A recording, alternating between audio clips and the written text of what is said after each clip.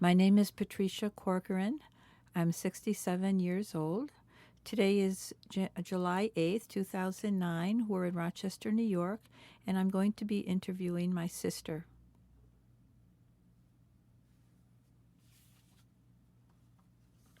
My name is Jeanne Corcoran, and I'm 78 years old. Today's date is July 8th, 2009. We're in Rochester, New York, and I'm being interviewed by my sister Pat. Mm-hmm. Jeanne, today I'm going to ask you to remember the Corning flood of 1972 and how it affected your life. So let's begin with the flood. Okay, Pat, I've got lots of memories about the flood. First of all, the flood was caused by Tropical Storm Agnes, and this storm hit a corner of the United States in June of 1972, and it created a horrible natural disaster, especially in terms of property damage and loss of lives as well. The effects of the storm were particularly felt in the Susquehanna River Basin, and Corning and Painted Post, New York, are in the southern tier of New York State. I was living in Corning at the time with my family. It had rained continuously for 50 hours, and the whole area was saturated. And then the full flurry of the flood hit us as the protective dikes on the river broke open and released the Chemung River all over our city. 6,000 people were displaced from their homes, and 18 residents were drowned. And the property damage exceeded $230 million, which was unbelievable. It was a nightmare. My family, we had lost almost everything materialistically, but our family was intact, and that was the most important thing. So who was your family? Describe them, please. Well, my family consists of my husband and myself, and a little bit about my husband. He was a phys ed teacher at East High School, as well as a coach of various sports. I was a teacher in the middle school at CFA in Corning, and we have 4 sons. Terry, at the time, the oldest boy, was 17 years old. He had just completed his junior year at East High. And then came Joey. Joey was 16, and he had just completed his sophomore year. Sean was 13. He was an 8th grader at Northside Blodgett Middle School. And Chris, 9, he was in an elementary school. So between all of us, we were functioning in 5 different schools in Corning, and 4 of them had been flooded. We had moved to the city from the suburbs in 1970, and we had located in a lovely area called the Houghton Plot area. It was a great location near the schools, churches, downtown, and we loved it because our kids could walk to school and we could walk to school, and everything was great. Everybody was, the first thing we did was make several improvements on our home. We repainted it, and we built a bathroom, and we spruced it up a bit. Everybody was healthy, happy, and life was perfect. So what was the first sign that there was going to be trouble? Well, it was the day before the flood hit. The flood hit on June 23rd, and the day before was a pretty normal day, except that it had rained for so many days, and it was cold and damp everywhere. I was busy computing grades for final marks at school to be put on the report cards the next day and to be given out the last day of school, which would have been Friday. And also, the evening before, we had entertained my husband's lacrosse team. We had a pizza party at our home, and it was raining, so all the kids were inside the house. And they talked of folks sandbagging at the river.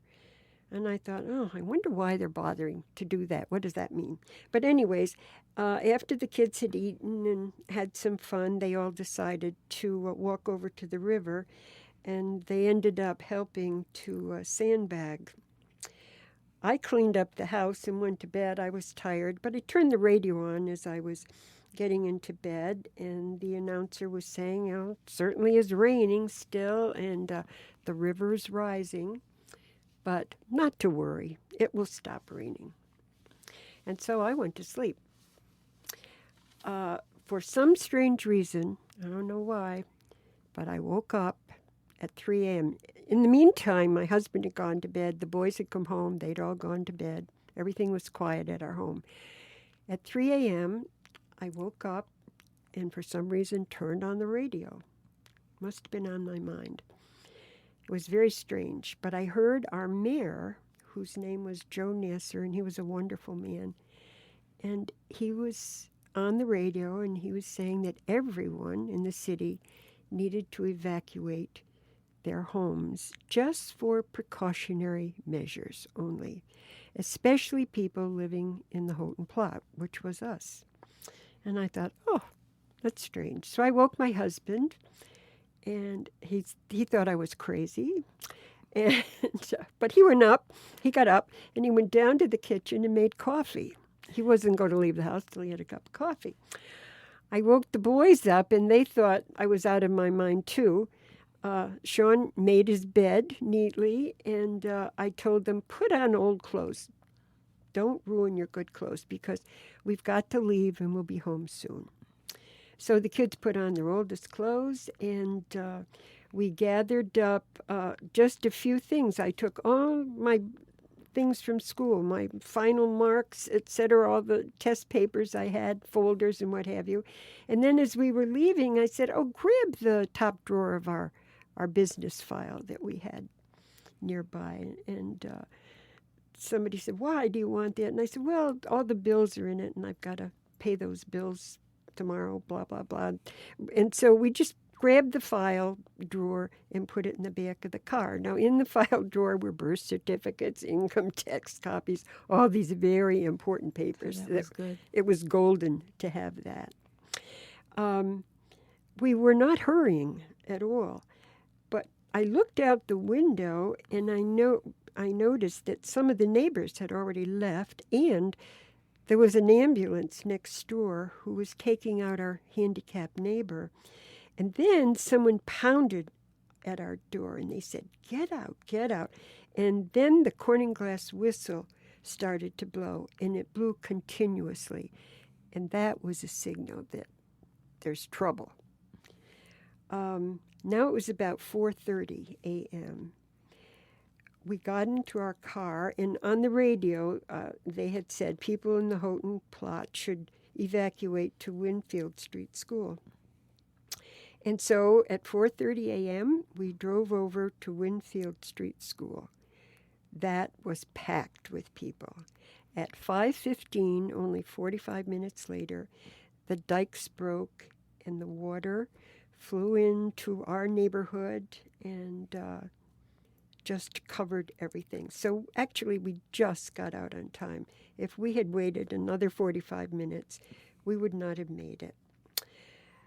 When we arrived at Winfield School, it was a nightmare. It was crowded with people who were hysterical. Everyone was wet. People brought their animals, their dogs. They were hugging them, and folks had forgotten their medicine or needed medicine, and they didn't have it. Relatives were lost. They didn't know where various family members were. People were crying. And helicopters started buzzing around, and they were bringing folks in from rooftops. And they were coming in, and they were telling these horror stories about the water rising and being stuck in their homes. And it was just an absolute nightmare.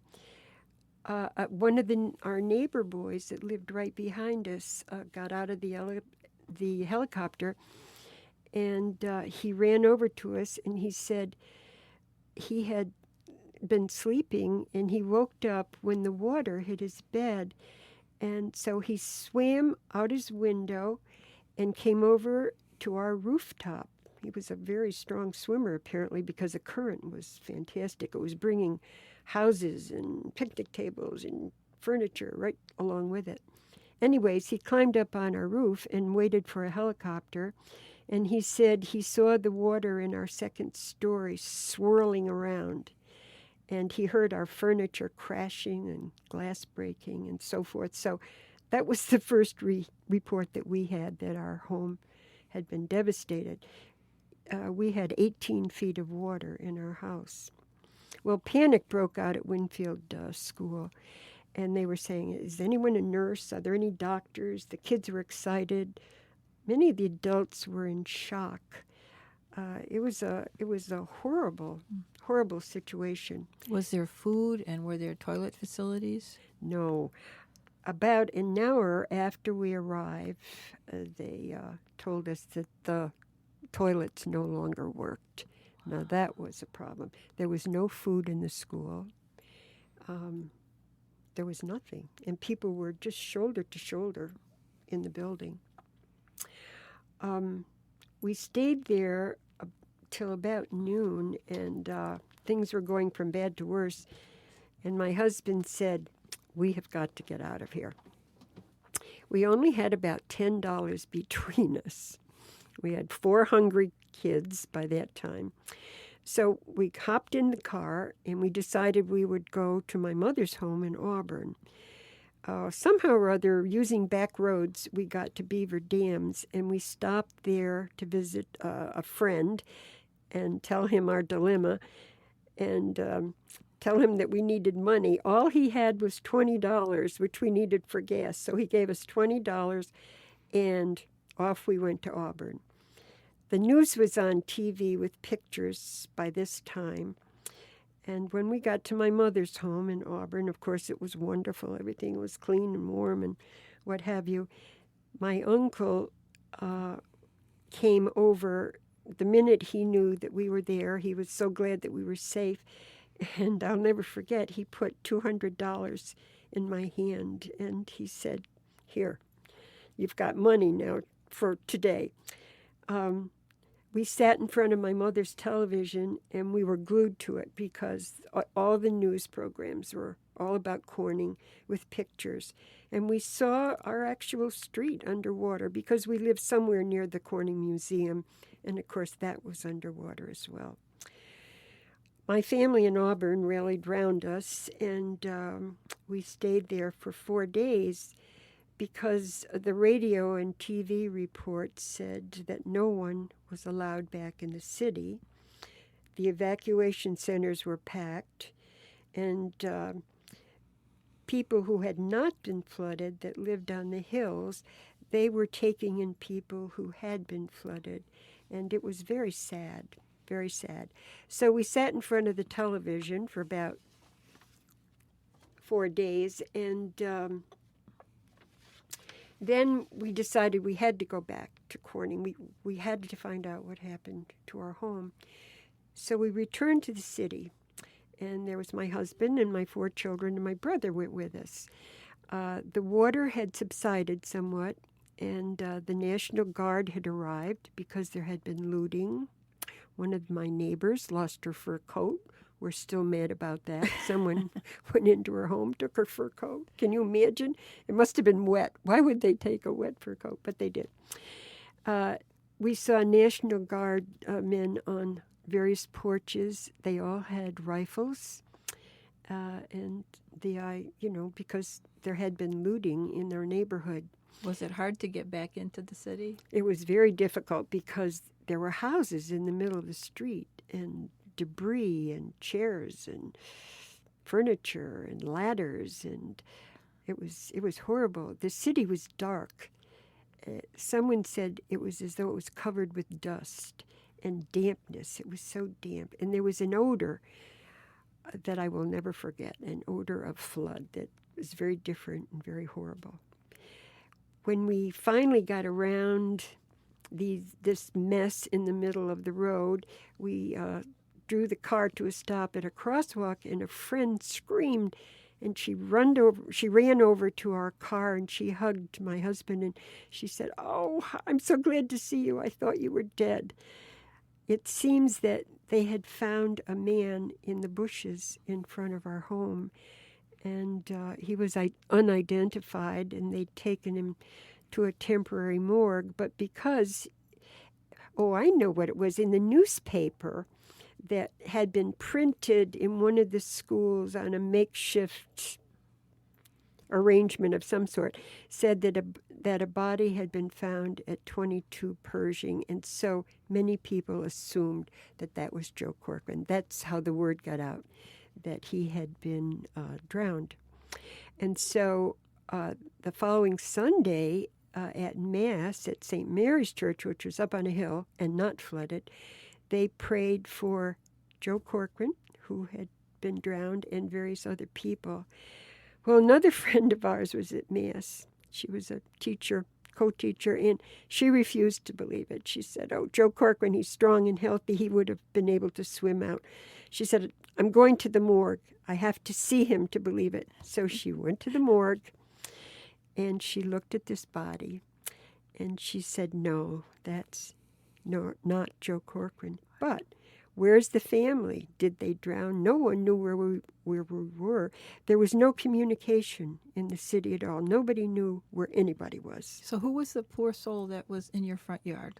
He was a neighbor that lived behind us, and he and his wife had gotten out of the neighborhood early. But the wife remembered that she had forgotten to take her good set of silver, and why didn't he go back to get it? And so he said, "Okay." And he drove back into the Houghton Plot area, and as he did, the dikes broke and the water rushed in, and he was swept out of his car into our bushes, and he was drowned, which was very sad. So everyone is in shock, and we see other neighbors that have come back as we go down the street, and people are kind of wandering around. They don't know what to do. Some of them, their homes were gone completely. Fortunately, I guess you'd say fortunately, that was debatable. Our home was an older home, and it was very well built, so it was still on its foundation. Other people said we weren't so lucky because we had to clean it out, whereas if their home went down the river, they didn't have a cleanup job to do. The house was gone. Mm-hmm. But anyways, we entered the house. The door had already been broken open. I think they checked the houses to see if there were any bodies in them, too. Mm-hmm. That was another reason why the door had been broken open. And the inside of the house was total devastation. The smell was unbelievable. There was sewage, it was polluted. It was, awful. Mud everywhere. The draperies, the furniture were all down off the wall, piled where the force of the water had piled the furniture over to one side of the room. The refrigerator in the basement had floated up and was blocking the stairway to the basement. Beds were saturated. Windows were broken. It was unbelievable. Unbelievable. But the good news was that we had survived. And what did Kevin say when he walked in? My brother Kevin said, as we squished down into the carpeting covered with mud, he said, "Well, at least you're not going to tell us to take our shoes off today." We were ready to shoot him at that point, but we kept our shoes on. So that's what we found when we got back into the house. We really didn't know what to do. You have to think that there was no communication. There were no telephones. There were no traffic lights.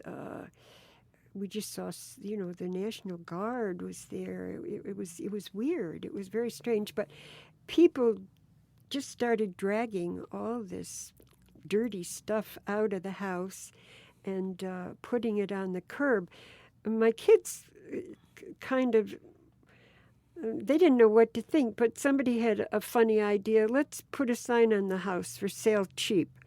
And they did. They took a magic marker and wrote across the house for sale cheap. And we all kind of laughed at that because we would have given it away at that point. But anyways, as time went on, we noticed people were painting messages on on what was left of their homes. Like they'd say, "We're safe. We've gone to our brothers," or "Here's the phone number where you can get in touch with us." There was no communication. It was weird.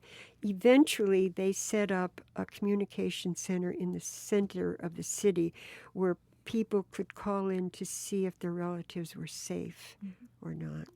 So what did you do about like food or? Well, we had no food, no water, no drinking water, no bathrooms, just nothing. There was nothing left except mud and debris and a mess. So we worked all that day dragging furniture out, taking it to the curb. And eventually, after a few weeks and things were organized, huge trucks would come down the street every day and they'd collect all the junk that was at the curb and they'd take it to fill-ins or take it away out of the city, wherever it was. And this went on for days. At the end of the day, we'd drive back to Auburn and we'd sleep. The next day, we would drive back to Corning and start all over again. It was kind of interesting to see that we were a curiosity. People would come from other communities and they'd drive down the street and they'd look at the devastation, and some wouldn't know what to say. They'd drop their eyes. Some would pull up to the curb and they'd say, "Can we help you?" And they'd get out and they'd help lugging stuff to the curb. There were other people that would stop and pick up what you were throwing away, and they'd put it in their truck, and they'd take them and restore them. And that like was antiques and that kind of thing. They'd look over your junk and they'd take it away. That was kind of interesting. But mainly, more than those folks, would be people that would stop and offer help. We emptied everything out of the house, and then we ripped up the carpeting, and then the hardwood floors had buckled, so they had to be ripped up. And the wood, this was interesting, the wood in the hardwood floors was good. We put that at the curb, and people would take that, and they'd refinish it, and they'd use it again. I heard later. I wondered what they were going to do with muddy floorboard, but they reused it. And other people said, "Well, you should have saved it." Well, at that point, we didn't want anything. So glass, windows were broken. We had to remove the rest of the glass. But the foundation was solid. Although the basement, which had been a finished basement, and it had been so lovely, we had cabinets built in, TV down there, and comfortable furniture. But anyways, it was full of water and debris. Eventually, fire trucks came from other communities, and they pumped the water out of people's basements. And the folks that helped us were from Geneva. The fire truck was from Geneva, and they knew my husband because his home was in Geneva. So they came to us right away and pumped out our basement. In the meantime, friends from Virginia had come to see what they could do, and wanting to bring something to us, my friend Marilyn arrived with a dozen rolls of toilet paper, which was rather funny because the bathroom didn't work. We had no bathrooms. So what was happening was somebody was bringing in Ed's heads, and they were setting them up all over the city. Like outhouses? Yeah, like an outhouse, and that's what we had. But we still tease her to this day about the only thing she could think of was toilet paper that we needed. Someone came along in due time and nailed the condemned sign on our house and all the other houses on our street. And that was kind of sad. There was your home, and it was condemned. So we were not allowed to stay in it, and we wouldn't have anyways. There was nothing in it, and it was dirty. So anyway, where did you end up staying? Because obviously going back and forth to Auburn was a long ways. Yes. In about a week's time, that got to be pretty difficult. So friends of ours in Campbell had a camper, and they put the camper up in Farrenbaugh Camping Ground, which was about 6 miles up towards Watkins Glen, and they told us that we could use it to live in. Well, the camper accommodated 4 people, and we were 6 people. And so we had a bit of a problem. We, the 2 older boys who were big kids, they had to sleep outdoors, and someone had given us sleeping bags. I don't remember who. But at any rate, and my husband and I and the 2 younger boys squeezed into the trailer. Now, it's still damp and cold and rainy and miserable. Well, I think the first or second night, my second son, Joey, was asleep, and he opened his eyes, and there was a raccoon in his face looking at him. He was petrified. He jumped up, and he opened the trailer door, and he jumped in the trailer, almost tipped it over. And he said, I'm not sleeping outdoors anymore in this place, this campground. So friends eventually came out and saw the predicament we were in there, and they had a bedroom, an extra bedroom, and they offered to take the 2 older boys into their home so that they could at least have a bed to sleep in. So now we're down to 4 people. That's a little bit easier. But food, the Red Cross came in. They were wonderful, and they brought food and they brought clothing. And they set up a center at Winfield Street School again, where all these refugees were. And we went there and we stood in line for hours to get food. And then we went down to another building, and people just donated clothing, but they were thrown in piles. So you went through the clothes to see if you could find something that would fit you, because we had no clothes. It was unbelievable. But the food was interesting because the favorite was Spam. They had a ton of Spam in cans, but we didn't have a can opener. So how do you get to the food if you don't have a can opener? And then the other item that was a favorite was canned chicken. The kids loved that. And you could put that over a piece of bread or something, and you could make a meal on it. I saw a woman who had gotten food for the first time. She said she was starving. She hadn't eaten in several days, and she had gotten a package of raw fish, and she ripped it open, and she was eating the raw fish. Oh, and it was so sad. It was so sad. After several weeks of still cleaning and scrubbing and all that, a man came along, and he had started his business, and he claimed that he could disinfect our whole house. And so we said, oh, good, wonderful, because we were so afraid that we were all going to come down with something horrible and the kids would get sick. So he came in the house with a hose, and he started from the top floor, and he hosed all the rooms down, and it was as though he had Clorox in the water or something. And of course, that dampened the house again. Everything was wet again, but supposedly it had been disinfected. This man made a fortune doing that because everybody was asking him to help. But it was really a scam, right? It was a scam. Yes, it didn't really disinfect the house, but it made you feel good, at least, to think that you tried, The wetness caused mold to form, and that was dangerous. And I still believe there's mold in some of the houses in Corning that wasn't entirely gotten out. How did you realize it was a scam? We found out that he had no credentials, and he took off very quickly. And he's never been seen again. Never been seen from since. Yeah, right. And we kind of figured that he was taking us for a ride. I remember the Salvation Army people coming by when we were working. Tell about that. Oh, the Salvation Army was wonderful.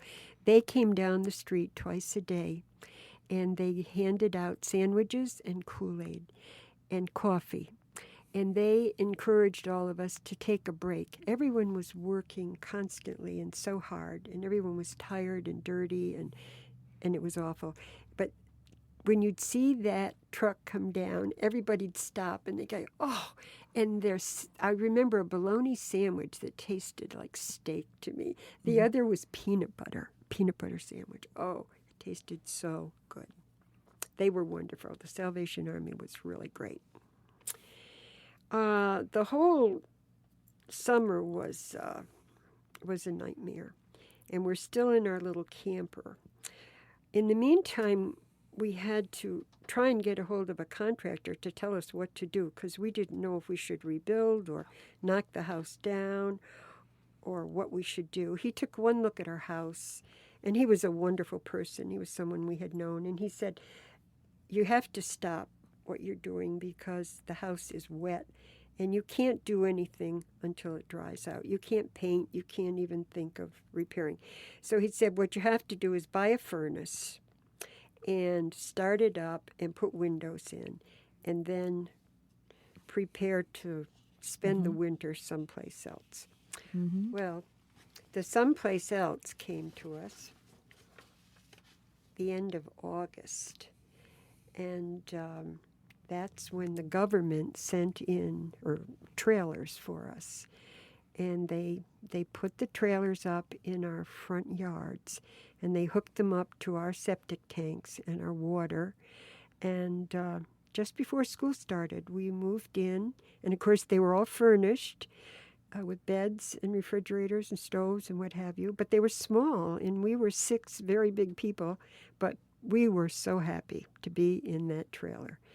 And we all had our own beds, and that was wonderful. Mm-hmm. Did you say that the Corning Glassworks was instrumental in getting those trailers? Oh, yes. Mr. Amory Houghton Jr. was the head of the Corning Glassworks, and he was a marvelous, marvelous man. He saved Corning. He immediately went to Washington, and he got help for the community and the people. And even better than that, he encouraged people not to give up, to work hard, to rebuild, to bring the city back. And if you were an employee of Corning Glass, they immediately gave all their employees $1,000 in cash, or however, just immediately, just give it to them, give them money. He was a wonderful man, and because of him, Washington listened, and we got those trailers. Not only that, but the SBA came right in, the Small Business Administration, and they offered us loans to rebuild our homes at 1% interest, which was unbelievable. They also forgave us the first $5,000 of our loan. And so then people had the money, and they had the will to rebuild, and the city just sprang back. It was wonderful, but we have Amory Houghton to thank for making that happen. What did your children do? Were there organizations for them to help? Yes, it was really wonderful. They organized all the young kids who were like 16 and over into what they called the Yes Corps. That's the Youth Emergency Service, and they all had T-shirts, and they were organized and sent out to help in any way that was needed. My 2 boys worked at East High School, and they were dragging out desks and books and scrubbing and all of that stuff. And many of the young kids, too, went to older people who lived alone and had no one to help them, and they helped those people. And what about your younger boys? Oh, the younger boys. The YMCA was wonderful. They took the young teenager kids to Camp Gorham. And so Sean, who was 13, he went to Camp Gorman with all of his friends. And so they were gotten out of Corning, and everyone thought that was wonderful because it was hard for those kids. They were too young, really, to help with the cleanup, although, they did what they could. Now, the youngest boy, Chris, was 8 years old, and we had a wonderful fairy godmother, you, Pat, who came, not only helped us in a million different ways, but you took Chris back to Rochester, and so he was out of all that mess, and it was a big help because we knew that he was safe and he was being fed and kept warm and loved and all that. Right. Speaking of Rochester, what are your reminiscences about how the people of Rochester helped you in Corning? Oh, the people from Rochester were wonderful. There were a lot of church groups from Rochester and other communities as well. From Auburn, people came, church groups too, and Pennsylvania.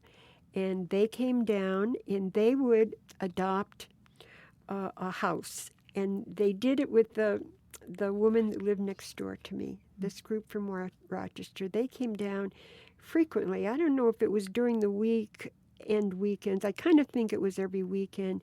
And this woman was elderly and her husband was ill. So they cleaned her house out. They got rid of all the junk. They helped her get more furniture in. They put up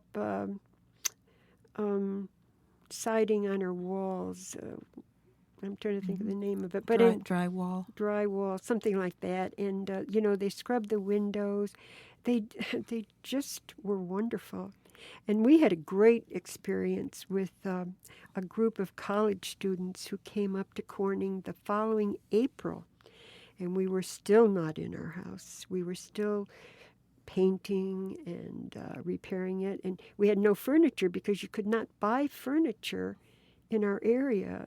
There were no furniture stores to take care of 6,000 people, so we didn't have any furniture. But anyways, the college group came up, and they were from a church, we found out later, and they came to our home and said, "We're here to help. Just point us in whatever direction you want." So we were then in the basement, and that was the worst spot of all because there was mud dried everywhere. They went down in the basement. They brought a radio with them, I remember, and they turned the radio on, and they were singing as they were scrubbing mud. And as they were talking with each other, one of the students said, "Father Mike, hand me that broom." And we said, "Father Mike?" Yeah, Father Mike was a priest, and he had his jeans on and his work clothes, and we had no idea who he was. They were fantastic. They worked hard, and they made a difference in our basement. Mm-hmm. Now, when you look back on this, what impact did this have on your life and on the lives of your children? Well, needless to say, it had a great impact on all of us. As far as I'm concerned, I changed all my priorities, that's for sure. I no longer am attached to things because I have, or homes or houses. I've seen them all go down the drain, and I know that everything can be replaced. It's people that matter to me now. And I've learned that with hard work and commitment that you can get through hard times. Nothing is impossible. My children have a nice attitude towards the whole thing. First of all, they all had material for papers in college essays, in college essays and high school essays, and every one of them wrote something about the flood, and they all always got A's when they wrote about the flood. But our second son, Joey, said, when asked what impact the flood had made on him, he said, "Life is about family, not materials, appliances, clothes, and furniture. It's all about family, community, and neighbors. My most valuable loss was family pictures. It brought our community together with a common purpose to rebuild. You can bounce back from adversity." How beautiful. That was nice. When you think about the people in Katrina, did their tragedy have a special meaning to you because of this experience? Oh, yes. When I would see those pictures on television, my heart would be aching for them because I knew what they were going through, and I was aware that they were not getting the help that we got in Corning, and it was so, so very sad. And there were so many of them there, too, and they didn't get the trailers in. You know, the trailers were there, but they didn't get them to the people. They didn't get the people out when they should have. It was a whole different picture in Katrina. It was very, very sad. Mm-hmm. But what a compliment to the people of Corning that they all rallied to help each other. Oh, yes. And that this whole section of the state really to help you all. Yeah, absolutely. People were absolutely marvelous. And people like you, Pat, who took all of my pictures home, my photo albums that were covered with mud, and you dried them out by laying them all over your house and then ironing them and cutting off the mud around the edges so that we were able to save Yes. some of those precious things. You forget how precious small things are like that Yes. when you're leaving. Well, Jeanne, this has been wonderful, and I hope that this interview will be a blessing not just to everyone that's going to listen to it, but in particular to your children and grandchildren and to our family, because you're certainly a person of courage and resilience. Well, thank you, Pat. This has been fun.